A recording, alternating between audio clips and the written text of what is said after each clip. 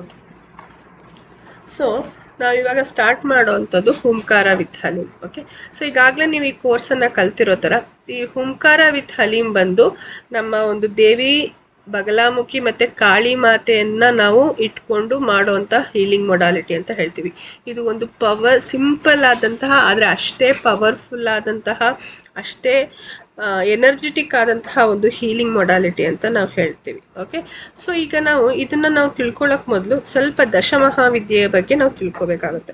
So ದಶಮಹಾವಿದ್ಯೆ ಅಂದರೆ 10 ರೂಪದಲ್ಲಿ ನಾವು ದೇವಿಯನ್ನು, ಅಂದರೆ ಎಸ್ಪೆಷಲಿ ಪಾರ್ವತಿ ದೇವಿಯ ಒಂದು 10 ರೂಪಗಳನ್ನು ನಾವು ದಶಮಹಾವಿದ್ಯೆಯಲ್ಲಿ ನಾವು ಇದು ಮಾಡ್ತಾ ಹೋಗ್ತೀವಿ, ಕಲ್ತ್ಕೊಳ್ತಾ ಹೋಗ್ತೀವಿ.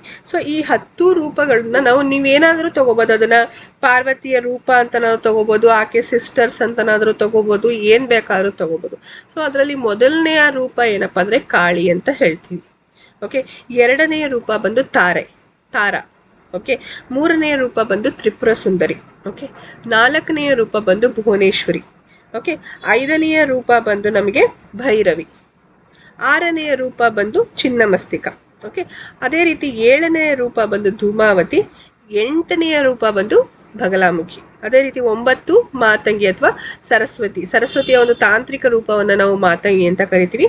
ಕೊನೆಯದು ಬಂದು 10ನೆಯದು ಬಂದು ಲಕ್ಷ್ಮಿ ಅಥವಾ ಅವಳ ಒಂದು ತಾಂತ್ರಿಕ ರೂಪವಾದಂತಹ ಕಮಲ ಅಂತ ನಾವು ಕನ್ಸಿಡರ್ ಮಾಡ್ತೀವಿ. ಓಕೆ, ಸೊ ಈ ದಶಮಹಾವಿದ್ಯೆಗಳು ಏನಪ್ಪಾ ಅಂದರೆ ಪಾರ್ವತಿಯ ಅಂಶವೇ ಆಗಿದೆ. ಒಂದೊಂದು ಕಾರಣಕ್ಕೋಸ್ಕರ ಒಂದೊಂದು ರೂಪದಲ್ಲಿ ಯಾಕೆ ನಮಗೆ ಗೋಚಾರ ಆಗಿ ನಮ್ಮನ್ನು ಹೀಲ್ ಮಾಡ್ತಾಳೆ, ಆ ಒಂದು ಶಕ್ತಿಗಳು ನಮ್ಮನ್ನು ಕಾಪಾಡುತ್ತವೆ ಅಂತ ನಾವು ಹೇಳ್ತೀವಿ. ಓಕೆ, ಸೊ ಇಲ್ಲಿ ಬಂದು ನಾವು ಹುಂಕಾರ ವಿತ್ ಹಲೀಮಲ್ಲಿ ಹೂಮ್ ಮತ್ತು ಹ್ಲೀಮ್ ಅನ್ನೋ ವರ್ಡನ ಹಲೀಮ್ ಅಂತ ಕರೆದಿದ್ದೀವಿ ಅಷ್ಟೇ. ಸೊ ಹೂಮ್ ಅನ್ನೋದು ಕಾಳಿಯ ಒಂದು ರೂಪವನ್ನು ಅಥವಾ ಕಾಳಿಯ ಬೀಜಾಕ್ಷರ ಅಂತ ನಾವು ಕನ್ಸಿಡರ್ ಮಾಡ್ತೀವಿ. ಅದೇ ರೀತಿ ಹ್ಲೀಮ್ ಬಂದು ಬಗಲಾಮುಖಿಯ ಒಂದು ಬೀಜ ಮಂತ್ರ ಅಂತ ನಾವು ಕನ್ಸಿಡರ್ ಮಾಡ್ತೀವಿ. ಸೊ ಹುಂಕಾರ ವಿತ್ ಹಲೀಮಲ್ಲಿ ಏನಪ್ಪಾ ಅಂದ್ರೆ ಕಾಳಿಯ ಶಕ್ತಿ ಮತ್ತೆ ಬಗಲಾಮುಖಿಯ ಶಕ್ತಿಯನ್ನ ಇಟ್ಕೊಂಡು ನಾವು ಯಾವುದೇ ಒಂದು ತೊಂದರೆಯಿಂದ ಆಚೆ ಬರೋದಕ್ಕೆ ಹೀಲ್ ಮಾಡ್ತೀವಿ ಅಂತ ನಾವು ಹೇಳ್ತೀವಿ. ಸೊ ಈ ಒಂದು ಹೀಲಿಂಗ್ ಮೊಡಾಲಿಟಿಯನ್ನ ನಮಗೆ ಕೊಟ್ಟವ್ರು ಯಾರಪ್ಪ ಅಂತಂದ್ರೆ SK ಸೈನಿ ಅನ್ನೋರು ನಮಗೆ ಕೊಟ್ಟರು. ಈ SK ಸೈನಿ ಅನ್ನೋರು ಏನಪ್ಪಾ ಅಂದ್ರೆ 1964ರಲ್ಲಿ ಹುಟ್ಟಿದಂತ ಇವರು ಬರೀ 12 ವರ್ಷ ಮಾತ್ರ ಮನೇಲಿರ್ತಾರೆ. ಇವ್ರಿಗೆ ಚಿಕ್ಕ ವಯಸ್ಸಿಂದಲೇ ಈ ಸ್ಪಿರಿಚುವಲ್ ಆಕ್ಟಿವಿಟೀಸ್ ಬಗ್ಗೆ ತುಂಬಾ ಆಸಕ್ತಿ ಇರೋದ್ರಿಂದ ಈ ಜನನ ಮರಣಗಳು ಏನು ಅಂತ ತಿಳ್ಕೊಬೇಕು, ಈ ಸಾಲ್ವೇಷನ್ ಏನು ಅಂತ ತಿಳ್ಕೊಬೇಕು, ಇದೆಲ್ಲಾನು ತಿಳ್ಕೊಬೇಕು ಅನ್ನೋ ಉದ್ದೇಶ ಇದ್ದಿದ್ರಿಂದ ಏನ್ ಮಾಡಿದ್ರು ಇವರು 12 ವರ್ಷಕ್ಕೆ ಮನೆ ಬಿಟ್ಟು ಹೋಗಿ ಎಲ್ಲಾ ಕಡೆ ಸಾಧು ಸಂತರ ಜೊತೆ ಸಾಕಷ್ಟು ಕಾಲವನ್ನ ಕಳೀತಾರೆ. ಮತ್ತೆ ಏನ್ ಮಾಡ್ತಾರೆ ಅಂದ್ರೆ ವಿವಿಧ ಹೀಲಿಂಗ್ ಮೊಡಾಲಿಟೀಸ್ನ ಅವ್ರು ಕಲ್ತ್ಕೊಳ್ತಾ ಹೋಗ್ತಾರೆ. ಓಕೆ, ಅವರು ಟಿಬೇಟಲ್ಲಿ ಇರ್ತಾರೆ, ಮತ್ತೆ ಇದು ನೇಪಾಳಲ್ಲಿ ಇರ್ತಾರೆ.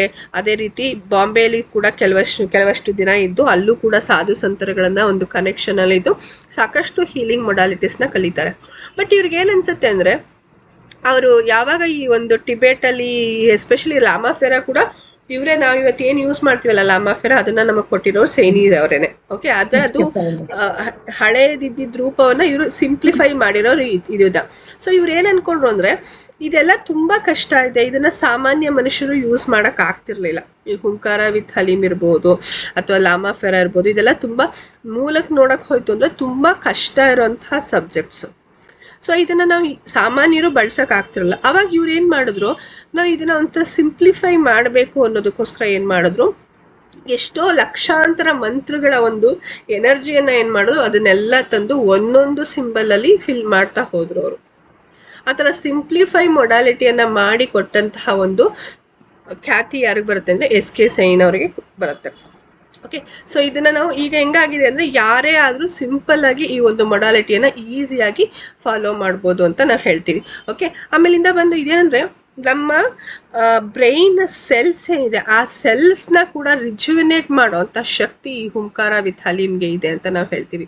ಓಕೆ, ಅಲ್ಲದೆ ನಮ್ಮಲ್ಲಿರುವಂತಹ ಒಂದು ನೆಗೆಟಿವ್ ಎನರ್ಜೀಸ್, ನಮ್ಮ ಸುತ್ತ ಇರುವಂತಹ ನೆಗೆಟಿವ್ ಎನರ್ಜೀಸ್ನ ಇಮ್ಮಿಡಿಯೇಟ್ ಆಗಿ ಕಟ್ ಮಾಡಿ ನಮ್ಮ ಎನರ್ಜಿಯಲ್ಲಿ ಒಂದು ಶಿಫ್ಟ್ ಅನ್ನು ತರುವಂತಹ ವಿಶೇಷವಾದ ಶಕ್ತಿ ಈ ಒಂದು ಹುಂಕಾರ ವಿತ್ ಹಲೀಮ್ಗೆ ಇದೆ ಅಂತ ನಾವು ಹೇಳ್ತೀವಿ. ಈ ಒಂದು ಹುಂಕಾರ ವಿತ್ ಹಲೀಮನ್ನು ನಾವು ಉಪಯೋಗಿಸ್ಕೊಂಡು ಎಂಥ ಡಿಫಿಕಲ್ಟ್ ಸಿಚುಯೇಷನ್ ಇರಲಿ ಅಂಥ ಡಿಫಿಕಲ್ಟ್ ಸಿಚುಯೇಷನ್ನ ಕೂಡ ನಾವು ಈಸಿಯಾಗಿ ಹೀಲ್ ಮಾಡ್ಬೋದು ಅಂತ ನಾವು ಹೇಳ್ತೀವಿ. ಅದೇ ರೀತಿ ನಮ್ಮ ದೇಹದಲ್ಲಿ ಪ್ರಾಣಶಕ್ತಿಯ ಒಂದು ಹರಿವು ಏನಿದೆ ಆ ಹರಿವನ್ನು ಸುಗಮಗೊಳಿಸೋದಕ್ಕೆ ಕೂಡ ಈ ಒಂದು ಈ ಒಂದು ಹೀಲಿಂಗ್ ಮೊಡಾಲಿಟಿ ನಮಗೆ ಹೆಲ್ಪ್ ಮಾಡುತ್ತೆ ಅಂತ ಹೇಳ್ತೀವಿ.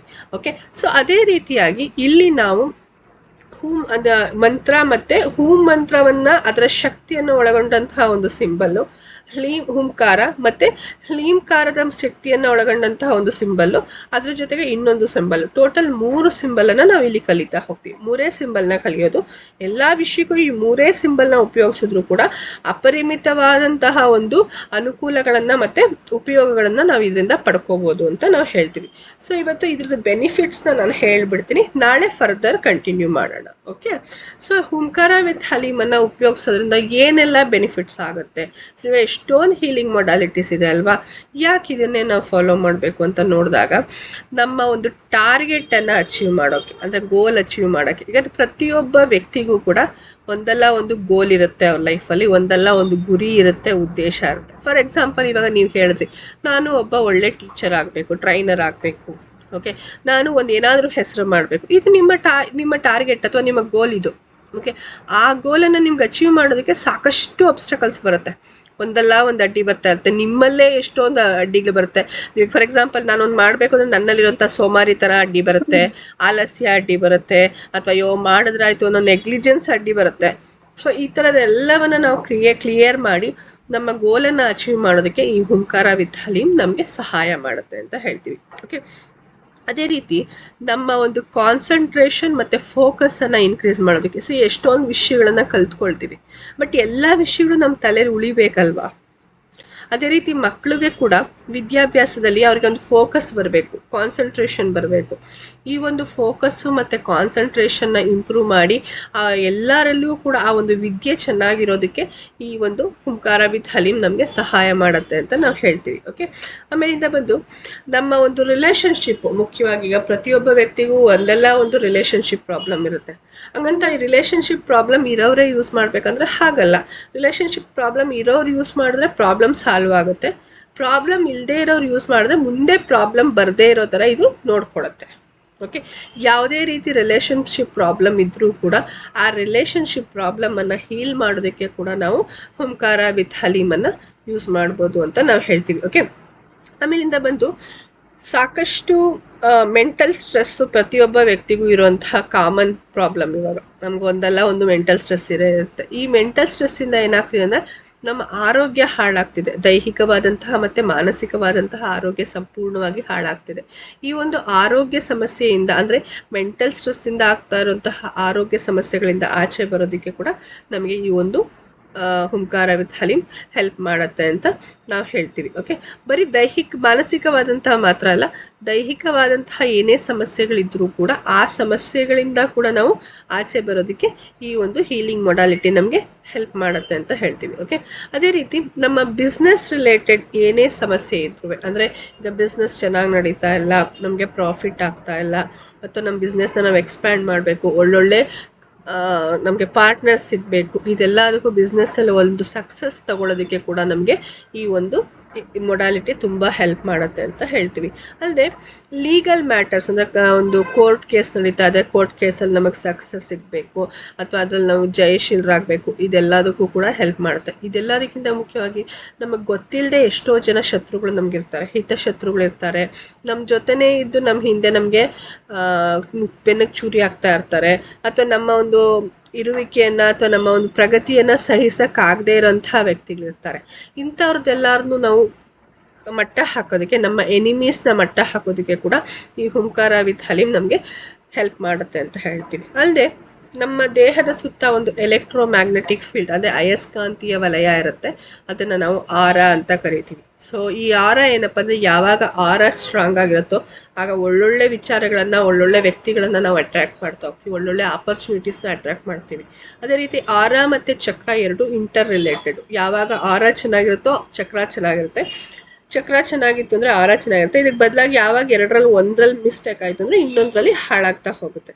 ಸೊ ಈ ಆರವನ್ನು ಕಂಪ್ಲೀಟಾಗಿ ಕ್ಲೆನ್ಸಿಂಗ್ ಮಾಡಿ ಆರವನ್ನು ಎನ್ಹ್ಯಾನ್ಸ್ ಮಾಡೋದಕ್ಕೆ ಕೂಡ ನಮಗೆ ಹುಂಕಾರ ವಿತ್ ಹಲೀಮ್ ಹೆಲ್ಪ್ ಮಾಡುತ್ತೆ ಅಂತ ನಾವು ಹೇಳ್ತೀವಿ. ಅದೇ ರೀತಿಯಲ್ಲಿ ನಮ್ಮಲ್ಲಿ ಯಾವುದೇ ರೀತಿ ಸ್ಟ್ರೆಸ್ ಇರ್ಬೋದು, ಆಂಗ್ಸೈಟಿ ಪ್ರಾಬ್ಲಮ್ ಇರ್ಬೋದು, ಈ ಥರ ಸ್ಟ್ರೆಸ್ಸು ಆಂಗ್ಸೈಟಿ ಪ್ರಾಬ್ಲಮ್ಸ್ನ ಕೂಡ, ಅಥವಾ ಯಾವುದೇ ಒಂದು ಭಯ ಇರ್ಬೋದು, ಅಥವಾ ಯಾವುದೇ ಒಂದು ಆತಂಕ, ಯಾವುದೇ ಒಂದು ಟೆನ್ಷನ್ ಏನೇ ಇದ್ದರೂ ಅದೆಲ್ಲವನ್ನು ರಿಲೀಸ್ ಮಾಡೋದಕ್ಕೆ ಕೂಡ ನಮಗೆ ಈ ಒಂದು ಹುಂಕಾರ ವಿತ್ ಹಲೀಮ್ ಹೆಲ್ಪ್ ಮಾಡುತ್ತೆ ಅಂತ ಹೇಳ್ತೀವಿ. ಜೊತೆಗೆ ಏನಪ್ಪಾ ಅಂದರೆ ನಮ್ಮಲ್ಲಿ ಒಂದು ಈಗ ನಾವು ಇಡ ಪಿಂಗಳ ಸುಷುಮ್ನ ಅಂತ 3 ನಾಡಿ ಬಗ್ಗೆ ನಮಗೆ ಗೊತ್ತಿರುತ್ತೆ. ಓಕೆ, ಇದ್ರ ಜೊತೆಗೆ ಬ್ರಹ್ಮನಾಡಿ ಅಂತ ಇರುತ್ತೆ. ಇದನ್ನ ನಾವು ಗುರುನಾಡಿ ಅಂತ ಹೇಳ್ತೀವಿ. ನಮ್ಮ ಇಲ್ಲಿ ಹಣೆಯಲ್ಲಿ ಇರುವಂತದ್ದು ಬ್ರಹ್ಮನಾಡಿ. ಓಕೆ, ಇಲ್ಲಿ ಇರುತ್ತೆ ಅದು ಬ್ರಹ್ಮನಾಡಿ. ಸೊ ಇದೇನಪ್ಪಾ ಅಂದ್ರೆ ನಮ್ಮ ಎಂಟೈರ್ ಬ್ರೈನ್ ಸಿಸ್ಟಮ್, ಆಮೇಲಿಂದ ಬಂದು ನಮ್ಮ ಬುದ್ಧಿವಂತಿಕೆ ಇರ್ಬೋದು, ಚುರುಕುತನ ಇರ್ಬೋದು, ಸ್ಪಿರಿಚುವಲ್ ಆಕ್ಟಿವಿಟೀಸ್ ಇರ್ಬೋದು, ಇದೆಲ್ಲವನ್ನ ಕಂಟ್ರೋಲ್ ಮಾಡೋ ಅಂಥದ್ದು ಈ ಬ್ರಹ್ಮನಾಡಿ. ಓಕೆ, ಒಂದು ಆಧ್ಯಾತ್ಮಿಕ ಸಾಧನೆಯನ್ನ ಎಸ್ಪೆಷಲಿ ನಮ್ಮಂಥ ಹೀಲರ್ಸ್ಗೆ, ನಮ್ಮಂಥ ಒಂದು ಟ್ರೈನರ್ಸ್ಗೆ ಬೇಕಾಗಿರೋದು ಏನಪ್ಪಾ ಅಂದ್ರೆ ಆಧ್ಯಾತ್ಮಿಕವಾದಂತಹ ಜ್ಞಾನ ಮತ್ತೆ ಆಧ್ಯಾತ್ಮಿಕ ಶಕ್ತಿಯ ಒಂದು ಸಪೋರ್ಟ್ ಬೇಕು.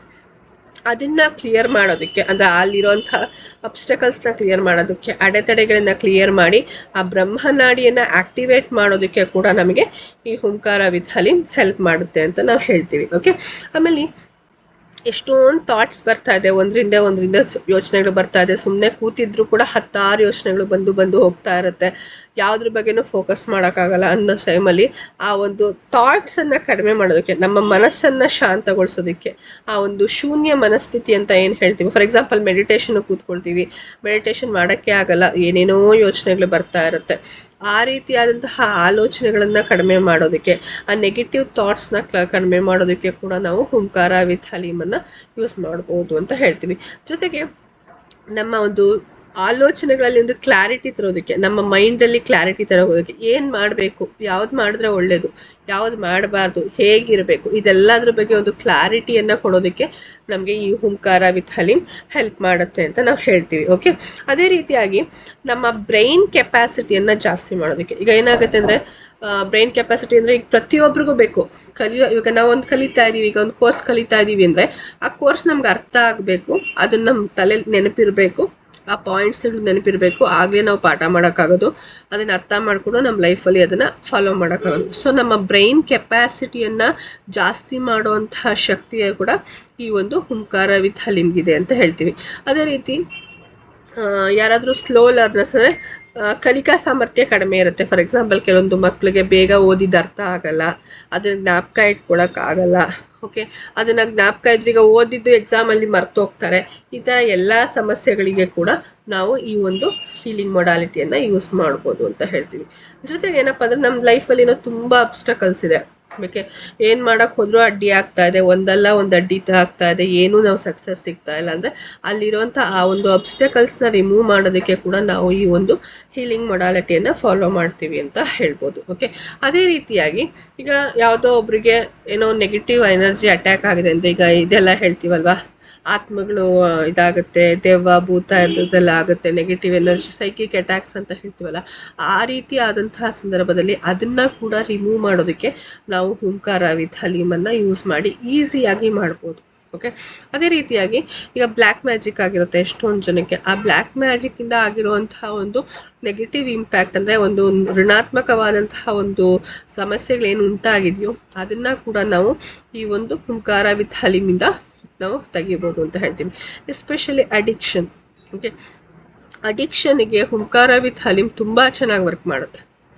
ಯಾವುದೇ ರೀತಿ ಅಡಿಕ್ಷನ್ ಇರ್ಬೋದು, ಅದು ಡ್ರಿಂಕ್ಸು, ಸ್ಮೋಕಿಂಗ್ ಇರ್ಬೋದು, ಮಕ್ಕಳಲ್ಲಿರುವಂತಹ ಗ್ಯಾಜೆಟ್ಗಳ ಅಡಿಕ್ಷನ್ ಇರ್ಬೋದು, ಯಾವುದೇ ಅಡಿಕ್ಷನ್ ಆದರೂ ಆ ಅಡಿಕ್ಷನಿಂದ ಅವ್ರನ್ನ ಸಂಪೂರ್ಣವಾಗಿ ಆಚೆ ತಂದು ಅವ್ರನ್ನ ನಾರ್ಮಲ್ ಪರ್ಸನ್ ಆಗಿ ಮಾಡೋದಕ್ಕೆ ನಮಗೆ ಹುಂಕಾರ ವಿತ್ ಹಲೀಮು ಹೆಲ್ಪ್ ಮಾಡುತ್ತೆ ಅಂತ ನಾವು ಹೇಳ್ತೀವಿ. ಓಕೆ, ಅದೇ ರೀತಿಯಾಗಿ ಈಗ ನಮ್ಗೆ ಯಾರೋ ಒಬ್ರು ರೆಸ್ಪೆಕ್ಟ್ ಕೊಡ್ತಾ ಇಲ್ಲ, ನಮ್ಗೆ ಯಾರೋ ಸರಿ ಟ್ರೀಟ್ ಮಾಡ್ತಾ ಇಲ್ಲ, ತುಂಬ ಇನ್ಫೀರಿಯರಿಟಿ ಕಾಂಪ್ಲೆಕ್ಸ್ ನಮ್ಮಲ್ಲಿ, ಅಥವಾ ನಾವು ತುಂಬ ಕೀಳರಿಮೆಯಿಂದ ಇದ್ದೀವಿ ಅಂತಂಥ ಸಮಯದಲ್ಲಿ ಕೂಡ ನಮ್ಮ ಒಂದು ಸೆಲ್ಫ್ ಎಸ್ಟೀಮ್ ಅಂದರೆ ಒಂದು ಸುಪೀರಿಯರ್ ಕಾಂಪ್ಲೆಕ್ಸನ್ನು ಬೆಳೆಸ್ಕೊಳ್ಳೋದಕ್ಕೆ, ನಮ್ಮನ್ನು ನಾವು ಗೌರವಿಸೋದಕ್ಕೆ, ಅದೇ ರೀತಿ ಬೇರೆಯವರ ಮೂಲಕ ನಮಗೆ ಗೌರವ ಸಿಗೋದಕ್ಕೆ ಕೂಡ ಈ ಹುಂಕಾರ ವಿತ್ ಹಲೀಮ್ ನಮಗೆ ಹೆಲ್ಪ್ ಮಾಡುತ್ತೆ ಅಂತ ನಾವು ಹೇಳ್ತೀವಿ.